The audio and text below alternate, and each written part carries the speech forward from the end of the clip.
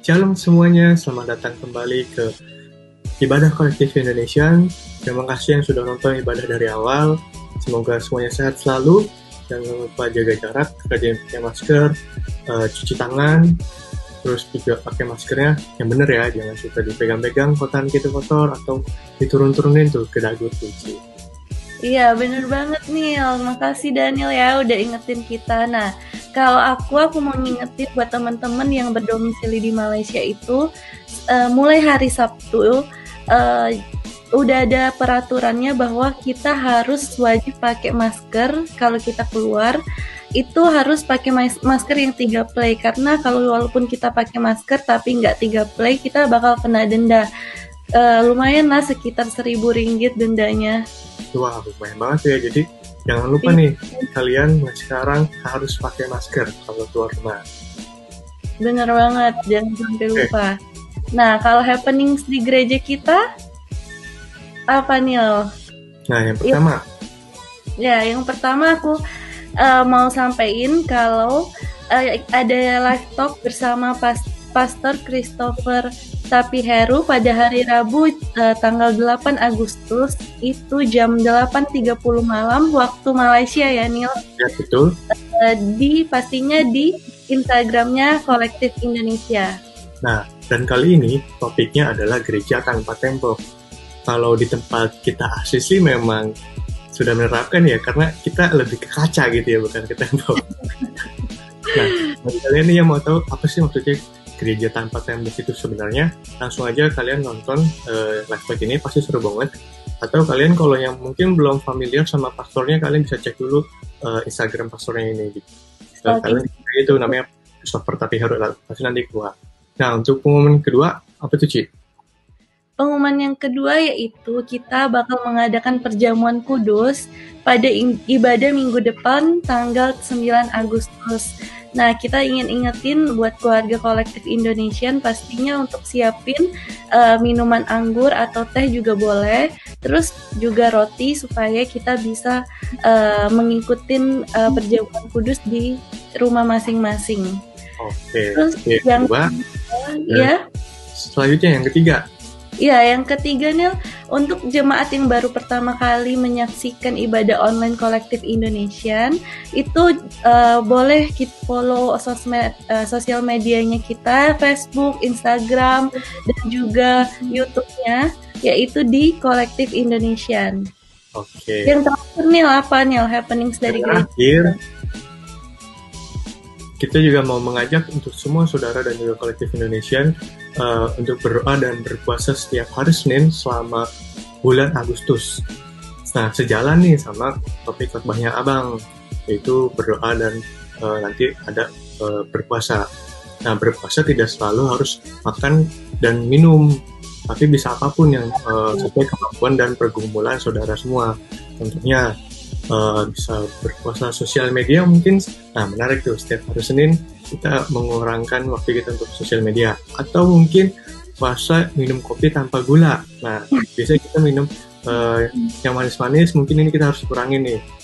Minum kopi tapi tanpa gula, jadi nggak diabetes. Dan jangan doanya ya, jangan kelupaan.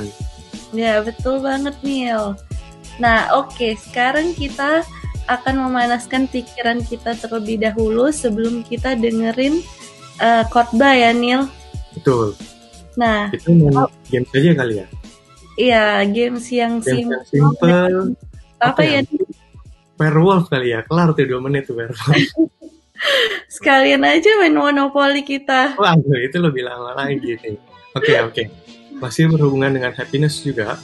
Nah, biasanya Civeni ini ngapain nih kalau lagi bad mood atau lagi nggak happy? Biasanya ngapain ya? Iya. Biasanya tidur kali ya. Selain tidur ngapain gitu sih? Apa? Selain tidur?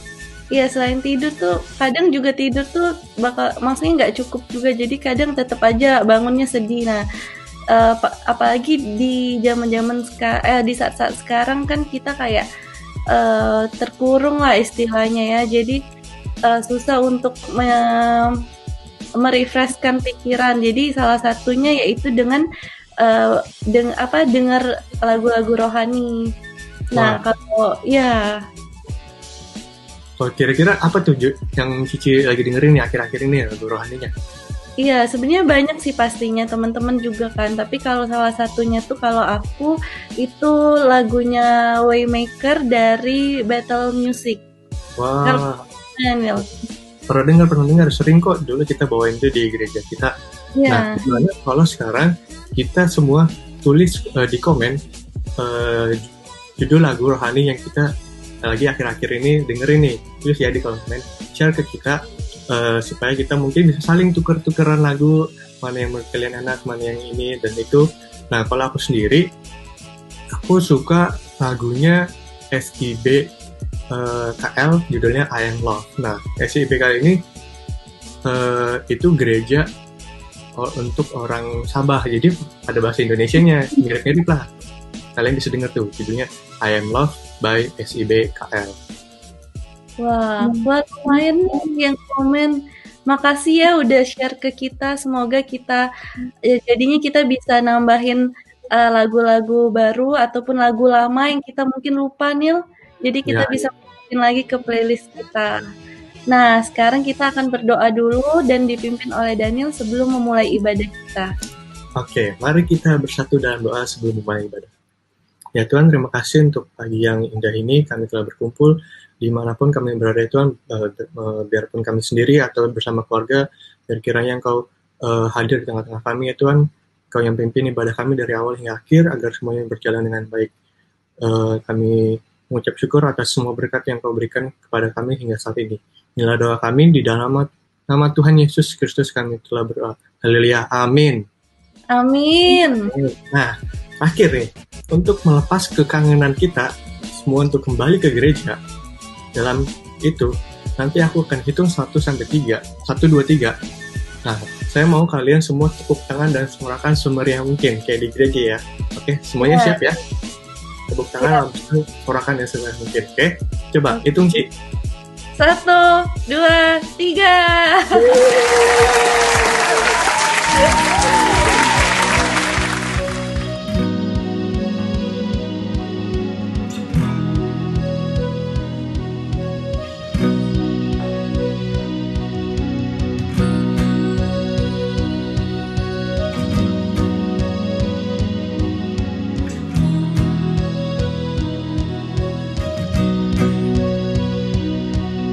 Tanpa yang kesan,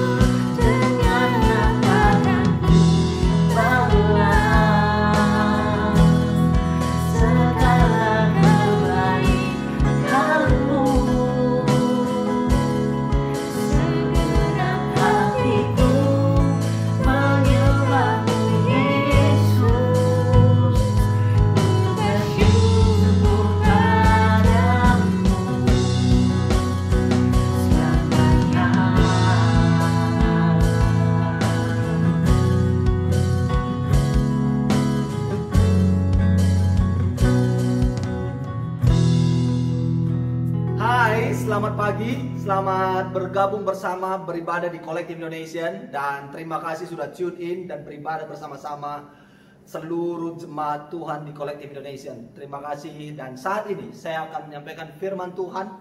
Tetapi sebelumnya saya mau bertanya kepada kita semuanya. Kalau ada di antara saudara yang baru pertama sekali hari ini bergabung beribadah online di Collective Indonesian, boleh saya mohon supaya Anda bisa taruh emoji seperti ini di komen, supaya kami dapat mengenal Anda, mengetahui Anda, dan kami rindu sekali membangun hubungan dengan saudara. So please, jangan sungkan, letakkan dan tulis emoji seperti ini di komen kalau Anda adalah pertama sekali bergabung di Collective Indonesia di pagi ini. So, thank you. Tuhan Yesus memberkati.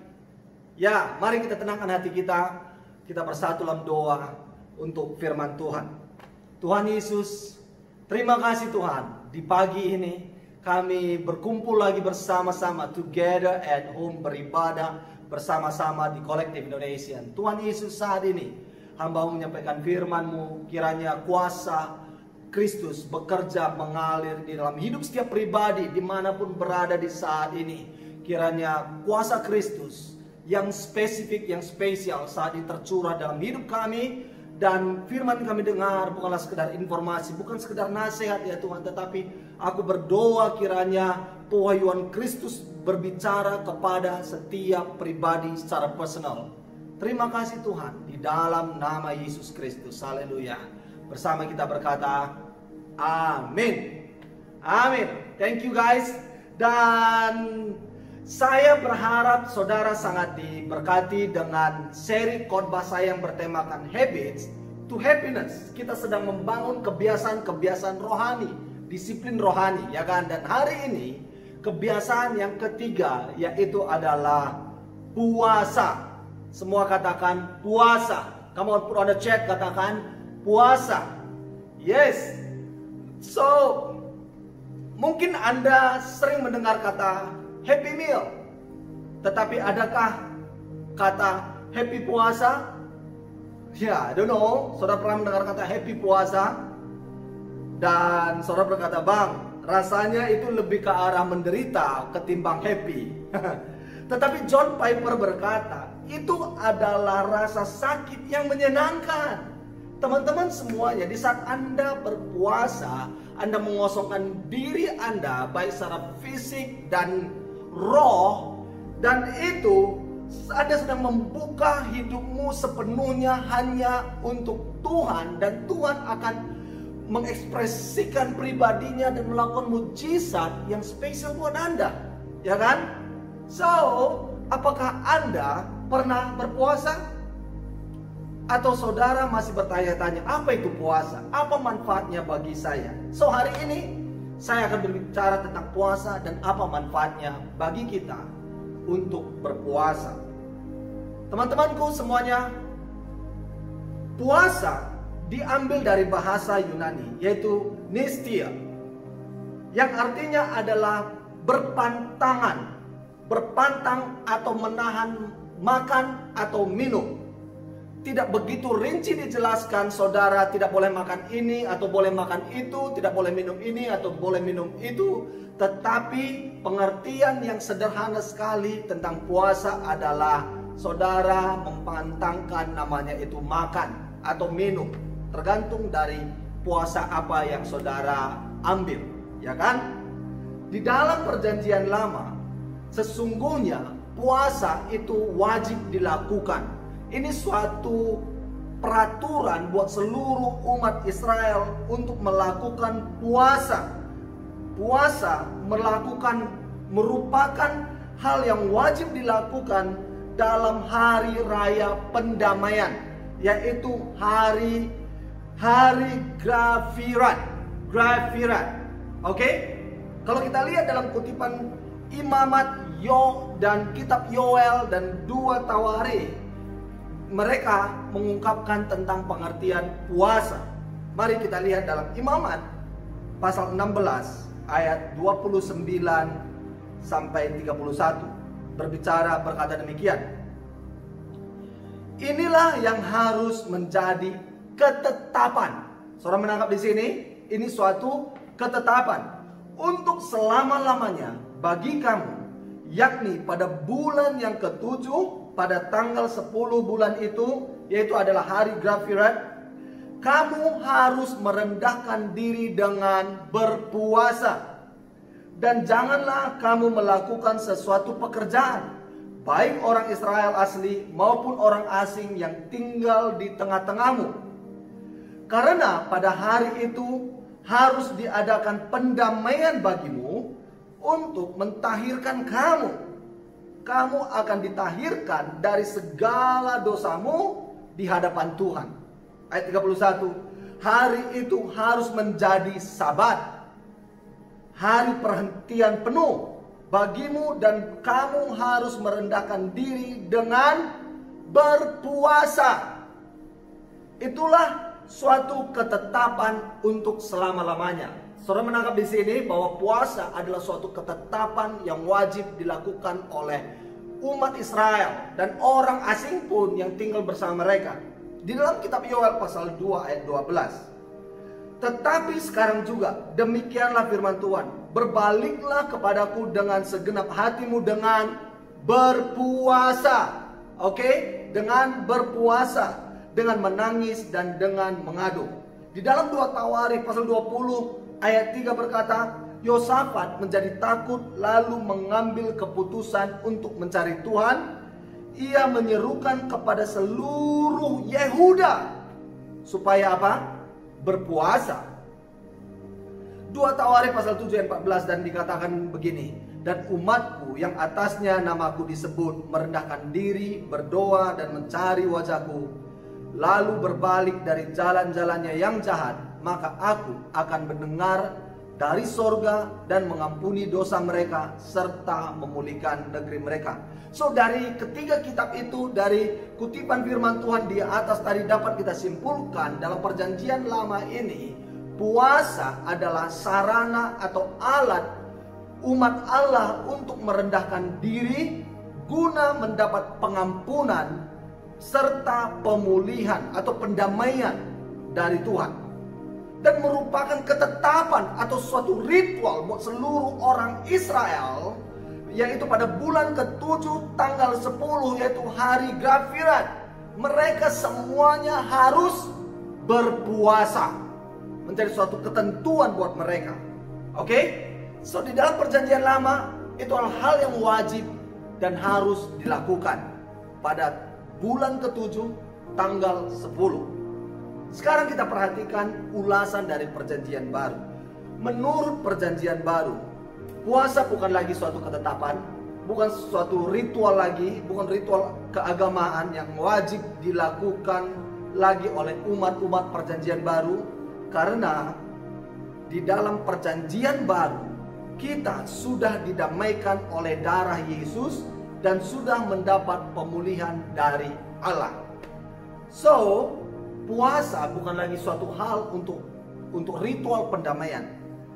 Ya, perhatikan dalam 2 Korintus pasal 5 ayat 18 dan 19. Dan semuanya ini dari Allah yang dengan perantaraan Kristus telah mendamaikan kita dengan dirinya, dan yang telah mempercayakan pelayanan pendamaian itu kepada kita. Sebab Allah mendamaikan dunia dengan dirinya oleh Kristus. Dengan tidak memperhitungkan pelanggaran mereka, Ia telah mempercayakan berita pendamaian itu kepada kami. So teman-temanku semuanya, oleh karena itu puasa bukan lagi suatu hal yang wajib kita lakukan, karena Yesus sudah melakukan pendamaian kita dengan Bapa, dengan Allah. Melalui dia berpuasa juga dan selama 40 hari 40 malam, dialah menjadi pendamai itu. Oke? Tetapi perhatikan, sebagai umat perjanjian baru yang sudah didamaikan dengan Allah, Anda tidak pernah akan mengalami hidup yang lebih indah dan lebih menyenangkan dan mengalami penuh kuasa Kristus jika Anda tidak pernah berpuasa. perhatikan teman-teman semuanya. Dalam kitab Matius, dari Matius pasal 5, pasal 6, itu adalah pengajaran Yesus, khotbah di atas bukit, ya kan? Itu adalah khotbah di atas bukit. Dan kalau kita perhatikan Matius pasal 6, itu ada 3 hal berderetan Yesus ajarkan di sana. Yang pertama adalah hal memberi sedekah, terus hal berdoa, terus hal berpuasa. Jadi dalam Matius pasal 6 ini kita melihat hal berpuasa, hal berdoa, hal memberi sedekah bukanlah suatu kewajiban, ya, atau ritual agama yang wajib atau harus dilakukan, karena Yesus menyadari bahwa puasa, bahwa berdoa, memberi sedekah itu tidak memberi keselamatan. Oke? Bukan itu yang menyelamatkan kita, tetapi apa? Percaya kepada Yesus. Amin. Percaya kepada Yesus, karena kita diselamatkan oleh kasih karunia, oleh iman. So teman-temanku semuanya, dan hal ini dilakukan Yesus di atas kayu salib untuk menebus kita menjadi korban tebusan buat segala dosa-dosa kita. Dan sekali lagi saya katakan, bukan puasa menjadi hal yang wajib. Puasa bukan hal yang wajib, maksud saya. Berdoa bukan hal yang wajib. Memberi sedekah bukan hal yang wajib. Dan karena itu bukan lagi hal yang jaminan keselamatan. Jaminan keselamatan kita adalah Yesus Kristus. Kalau saudara lihat seorang yang penjahat, penyamun yang disalibkan bersama Yesus, yang di sebelah kanan Yesus di saat itu, dia tidak berdoa atau berpuasa atau memberi sedekah, tetapi karena dia percaya kepada Yesus, dia diselamatkan. Oke? Dan kalau kita perhatikan dalam Matius pasal 6 ini tadi, di ayat 16, Yesus berkata demikian. Dan apabila kamu berpuasa, Yesus katakan bukan jika kamu berpuasa, tetapi apabila kamu berpuasa. Ini adalah suatu pilihan Anda untuk berpuasa atau tidak. Ini adalah optional. Oke? Tetapi hal itu bukan berarti puasa tidak penting lagi, doa tidak penting lagi, bersedekah tidak penting lagi. No. Hal-hal ini tetap ada sebagai bagian dari kasih karunia Allah kepada umat yang percaya kepada Yesus. Bahwa apabila umat yang percaya kepada Yesus melakukan puasa, maka Allah akan membalasnya. Sama halnya dengan ketika umat berdoa dan memberi sedekah, maka Allah akan membalasnya. Amin. Oleh karena itu, kalau saudara berkata, apakah berdoa penting? Penting. Apakah saudara perlu memberi sedekah? Perlu. Karena saudara katakan berdoa hal yang perlu Anda lakukan, memberi sedekah hal yang perlu Anda lakukan. Sama halnya juga puasa perlu kita lakukan. Amin. Semua katakan puasa perlu kulakukan. Come on, put on the chat, katakan puasa perlu kulakukan. So teman-temanku semuanya, dengan hal demikian Allah sudah meletakkan dasar yang hakiki dari perilaku kehidupan umat perjanjian baru, yaitu apa? Memberi sedekah, berdoa, dan puasa dengan tujuan untuk memuliakan Allah, bukan untuk memohon pengampunan dosa atau pendamaian seperti yang di perjanjian lama, tetapi untuk memuliakan Allah. Jadi ketiga hal ini, dalam hal berdoa, memberi sedekah, dan berpuasa, tidak boleh dipisahkan. Ini adalah satu kesatuan yang harus kita lakukan. Oke? Dan dikatakan bahwa bagaimana? Yesaya berkata demikian. Kalau kita lihat di kitab Yesaya, dalam berpuasa disertai dengan memberi sedekah. Lihat ya. Yesaya pasal 58 ayat 6 sampai 7.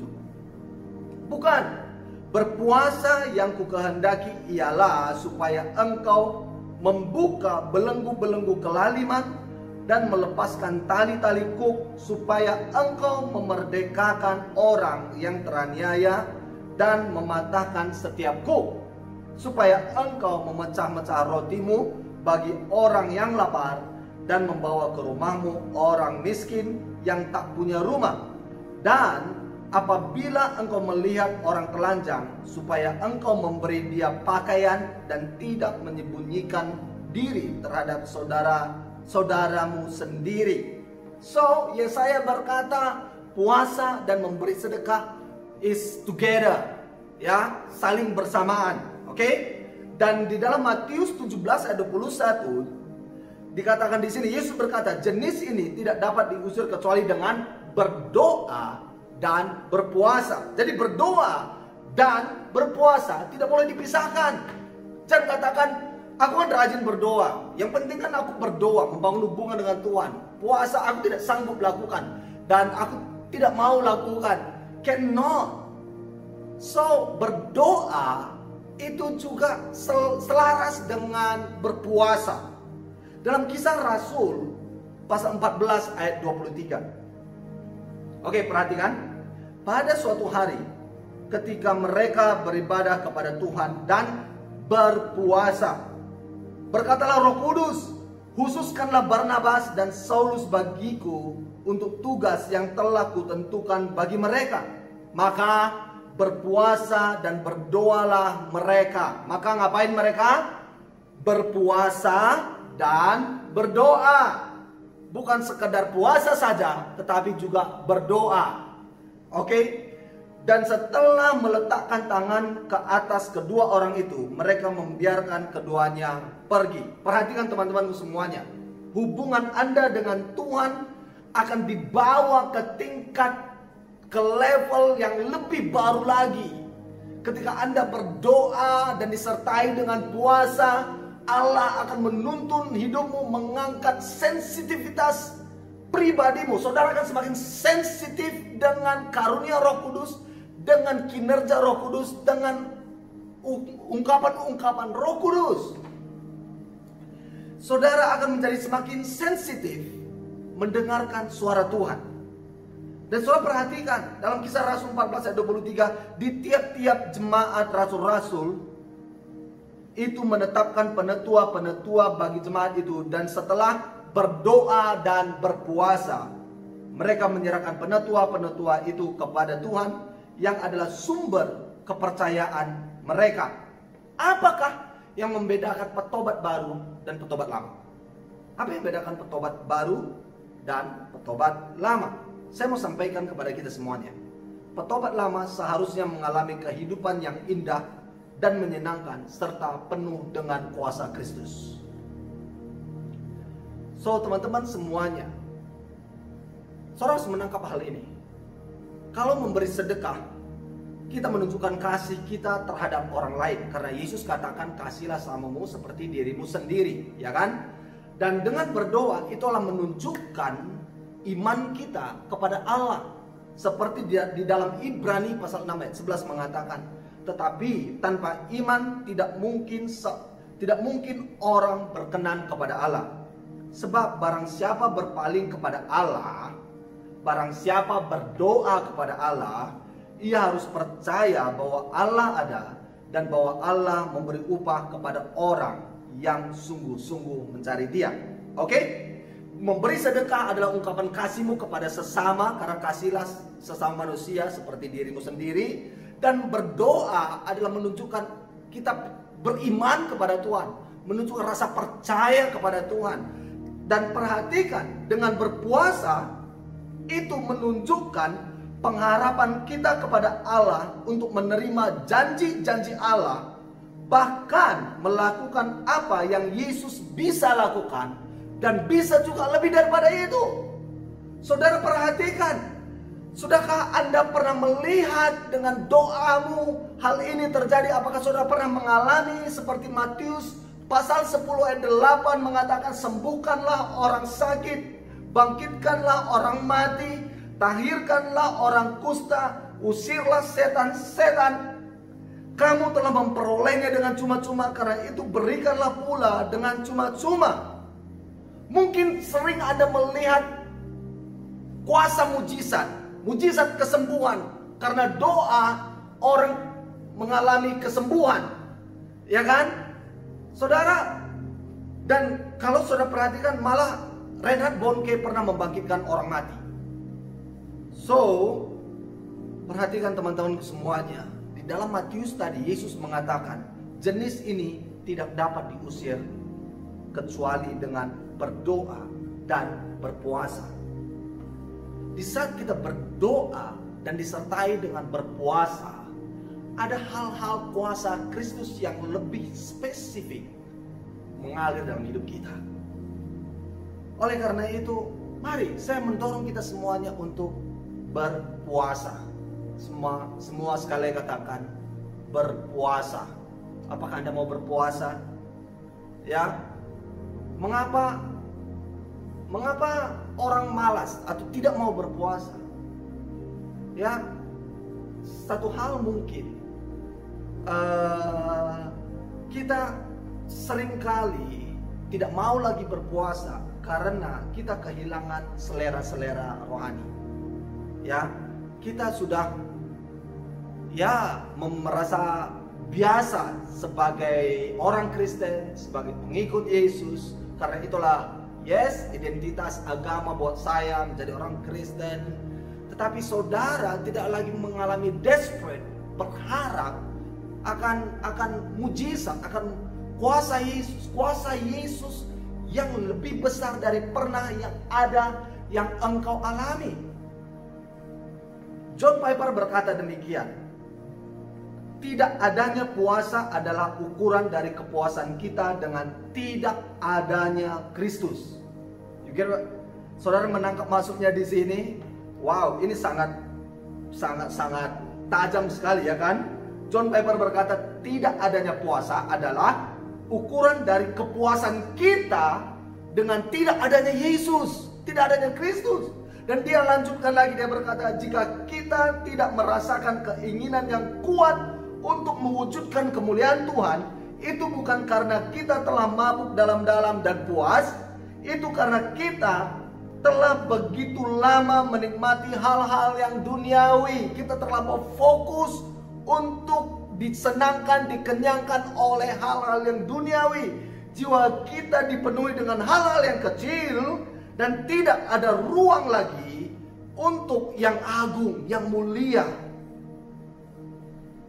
So, teman-temanku semuanya, dalam pembahasan barusan, dalam kutipan ayat-ayat di atas, puasa di dalam perjanjian baru adalah sarana orang percaya merendahkan diri untuk memuliakan Allah dan mencari perkenanan Allah. Bukan perdamaian, tetapi mencari perkenanan Allah melalui sikap hati yang benar. Dan apabila Allah berkenan, Dia akan beri upah kepada anak-anaknya. Amin. Amin. So, come on. Mari berpuasa. Berpuasa. Maybe, yes. Puasa membuat kita gak enak. Rasa nyaman. Ya, kita tidak merasa nyaman. Rasa nyamannya lepas. Dan saudara, ketika kita puasa, kita merasa sakit kepala yang begitu new dan sangat berat. Dan merasa lemas, tidak bertenaga. Semuanya karena kurangnya asupan kalori, ya kan? Semuanya itu karena terjadi detox dalam tubuh kita. Tetapi hal yang sangat bagus, sangat penting untuk kita berpuasa. Yang benefitnya apa? Roh kita semakin besar, semakin sensitif dengan kuasa Roh Kudus, dengan perkataan-perkataan Yesus. Tubuh kita juga semakin diperbaharui ketika kita berpuasa. Amin. Amin. Ya, saudara bisa buat di chat, di komen itu katakan, di saat berpuasa, aku mau berpuasa dan rohku diubah semakin sensitif dengan Roh Kudus. So, Saya mendorong kita semuanya ada rasa menderita, sengsara, lapar karena kita berpuasa, ya betul. Tetapi bolehkah saya mengajak kita semuanya untuk menikmati penderitaan itu? Karena apa? Karena ada hal yang lebih besar. Dengan berpuasa, rasa lapar Anda akan melayani tujuan hidup yang lebih besar. Ya kan? Kita sedang mengesampingkan apa yang baik, yaitu makanan, demi sesuatu yang jauh lebih mulia, yaitu tentang Tuhan yang kita miliki, tentang Tuhan yang kita ikuti, tentang kuasa Kristus yang akan bermanifestasi di bumi ini dan melalui kehidupan kita. So, teman-teman semuanya, come on. Saya mendorong kita berpuasa, berdoa, dan berpuasa. Sebagai kesimpulan buat kita semuanya, apakah manfaat dari puasa? Jika puasa kita lakukan dengan benar dan dengan sikap yang tulus, banyak manfaatnya. Ya, karena dalam Matius pasal 6 ayat 18 dikatakan, maka Bapamu yang melihat yang tersembunyi akan membalasnya kepadamu. Oke? Jadi seperti halnya Anda memberi sedekah dan berdoa, maka apabila Anda berpuasa dengan benar, saudara akan menerima upah dari Bapa. Upah yang besar, dan tidak hanya besar tetapi banyak. Ini yang disampaikan oleh Nabi Yesaya ketika kita berpuasa. Lihat, kita lanjutkan dari Yesaya 58 ayat 8 sampai 12. Oke? Perhatikan. Pada waktu itulah terangmu akan merekah seperti fajar dan lukamu akan pulih dengan segera. Kebenaran menjadi barisan di depanmu dan kemuliaan Tuhan barisan belakangmu. Dan dilanjutkan lagi, pada waktu itulah engkau akan memanggil dan Tuhan akan menjawab Anda. Engkau akan berteriak minta tolong dan Ia akan berkata, ini aku. Keren kan? Ketika kita berteriak, Tuhan, dan Tuhan katakan, ini aku. So, saudara akan lebih dekat dengan Tuhan apabila engkau tidak lagi mengenakan kuk kepada sesamamu dan tidak lagi menunjuk-nunjuk orang dengan jari dan memfitnah. Apabila engkau menyerahkan kepada orang lapar apa yang kau inginkan sendiri dan memuaskan hati orang yang tertindas, maka terangmu akan terbit dalam gelap dan kegelapanmu akan seperti rembang tengah hari. Ya, saya terus lanjutkan demikian. Tuhan akan menuntun engkau senantiasa dan akan memuaskan hatimu di tanah yang kering dan akan membaharui kekuatanmu. Secara fisik mungkin saudara semakin lemah, semakin lemas tenaga Anda, tetapi secara roh kekuatan kita diperbaharui. Engkau akan seperti taman yang diairi dengan baik dan seperti mata air yang tidak pernah mengecewakan. Engkau akan membangun reruntuhan yang sudah berabad-abad dan akan memperbaiki dasar yang diletakkan oleh banyak keturunan. Engkau akan disebut yang memperbaiki tembok yang tembus, yang membetulkan jalan supaya tempat itu dapat dihuni. So my friend, perhatikan. Saya ulas lebih rinci di sini tentang pernyataan-pernyataan Yesaya ini. Manfaat lain jika puasa dilakukan dengan benar. Perhatikan dikatakan di sini. Yang pertama, maka kita akan memperoleh kembali hak kita yang hilang atau terinjak-injak, yaitu terangmu. Oke, terangmu, hakmu. Yang kedua, kita akan memperoleh kesembuhan fisik atau rohani, termasuk luka-luka jiwa dan kekecewaan. Dikatakan kita akan menjadi pulih. Dan yang ketiga, maka kita akan memperoleh kembali kebenaran kita yang hilang atau diinjak-injak. Kita akan mendapat kebenaran. Dan yang keempat dikatakan memperoleh nama baik, kehormatan, dan kemuliaan. Yang kelima, pergumulan dan permohonan doa kita dikabulkannya. Dan yang keenam, kita akan mengalami tuntunan yang berkesinambungan. Dan berikutnya yang ketujuh, orang yang melakukan puasa hatinya akan dipenuhi oleh kepuasan sekalipun keadaan sekitarnya kering dan tandus, ia tidak dipenuhi oleh keserakahan. So kita merasa puas dan hidup rasa cukup itu akan menguasai kehidupan kita kalau kita belajar untuk selalu mengatur hidup kita, berdoa dan berpuasa. Kekuatannya selalu dibaharui. Dan yang kesembilan, mengalami pemulihan. Saudara akan mengalami pemulihan, akan terus dibangun, diperbaiki dan membetulkan. Yes. Teman-temanku semuanya, mari berpuasa. Atur waktumu untuk bisa berdoa dan berpuasa. Mari kita bersatu dalam doa. Terima kasih Tuhan Yesus. Waktu ini kami belajar tentang hal berpuasa.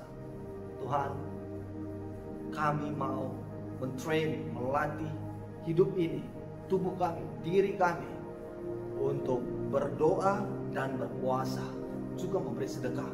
Tuhan Yesus, saat ini beri kekuatan-kekuatan yang baru dalam hidup setiap pribadi, kekuatan dari roh kami, dari seluruh mental kami, kehidupan kami, dan hidup kami akan semakin besar dan semakin dalam mengalami kuasa-kuasa Kristus. Terima kasih Tuhan, kiranya kuasa dan kasih-Mu mengalir bekerja dalam hidup setiap pribadi, dalam nama Yesus Kristus. Haleluya.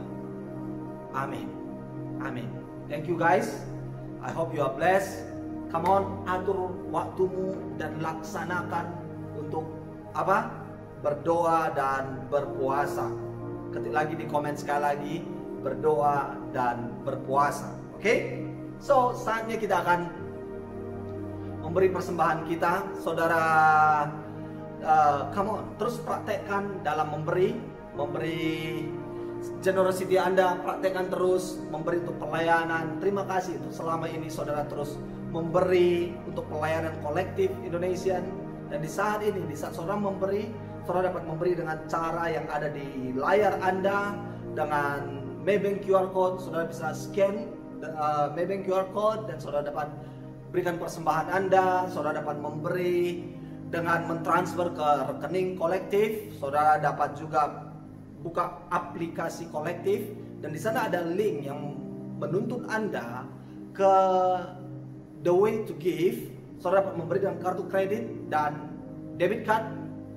Dan yes, thank you.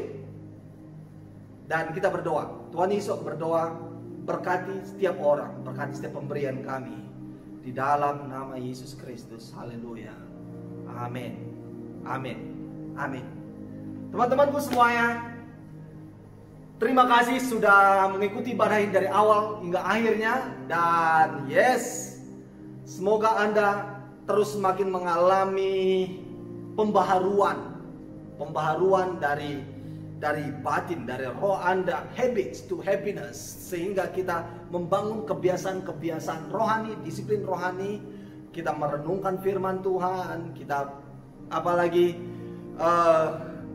kita berdoa dan berpuasa, bangun kebiasaan-kebiasaan ini, dan saudara membangun kekuatan dari dalam.